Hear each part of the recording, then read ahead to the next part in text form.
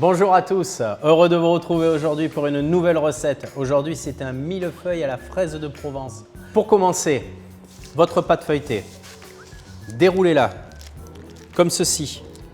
Gardez bien le papier sulfu. Hop là, regardez, tout simple. Nous allons la rouler. Pour ceci, il faut bien la serrer les amis. C'est vraiment très important parce qu'après, on va venir la tailler et l'étaler avec notre rouleau. Alors, comme ceci, regardez. Vous la roulez bien, regardez, ça va tout seul. Regardez, avec les mains, vous reprenez. C'est tout simple. Comme ceci, vous roulez votre pâte feuilletée. Et là, vous allez garder bien le papier sulfurisé qui va vous aider pour la cuisson.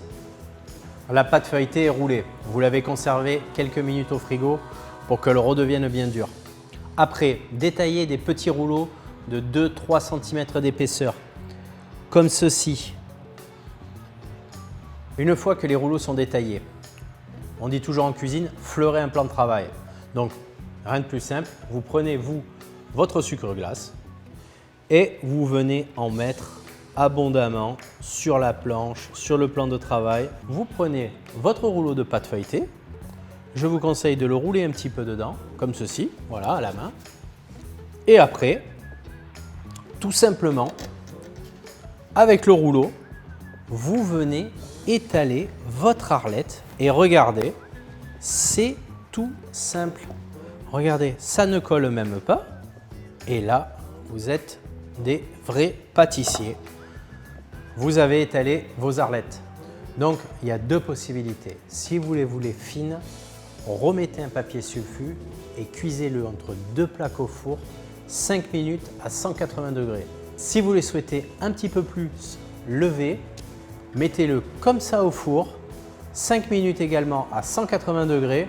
Comme ça, vous aurez deux jeux de texture et deux cuissons comme vous le souhaitez. Nous allons réaliser la crème à la vanille pour le tartare de fraises. Pour ceci, rien de plus simple.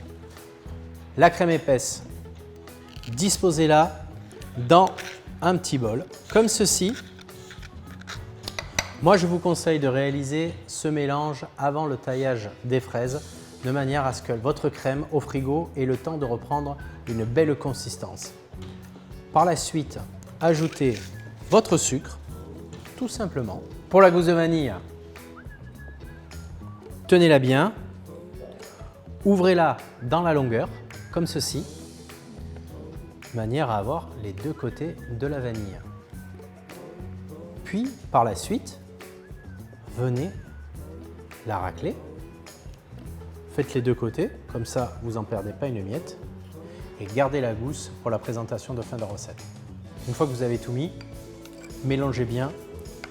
Faites en sorte que tout soit bien homogène, de bien réaliser la crème, le sucre, la vanille. Et surtout, conservez-le au moins pendant 15 minutes au frigo pour vraiment que la crème soit bien dense. Maintenant, nous allons nous occuper des fraises. Donc, nous allons avoir deux taillages différents. Je vous conseille de couper des fraises en quartier de manière à avoir une jolie présentation sur le millefeuille à la fraise et avoir de la texture. De l'autre côté, taillez vos fraises les moins jolies que vous ayez dans la barquette en petites brunoises. Comme ça, on va venir les incorporer à la crème vanillée, ce qui va apporter beaucoup de fraîcheur.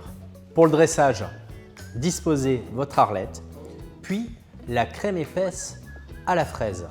Venez mettre quelques fraises, puis ajoutez un disque d'arlette. Ajoutez de la crème, puis les fraises et n'hésitez pas pour la décoration du dessus de casser quelques petits morceaux d'arlette en plus sur la crème. Ça donnera du volume et un croustillant supplémentaire. J'espère que cette recette vous a plu et que vous avez passé un bon moment. Je suis très heureux de vous avoir présenté cette nouvelle recette. À très bientôt et merci de nous suivre. À bientôt.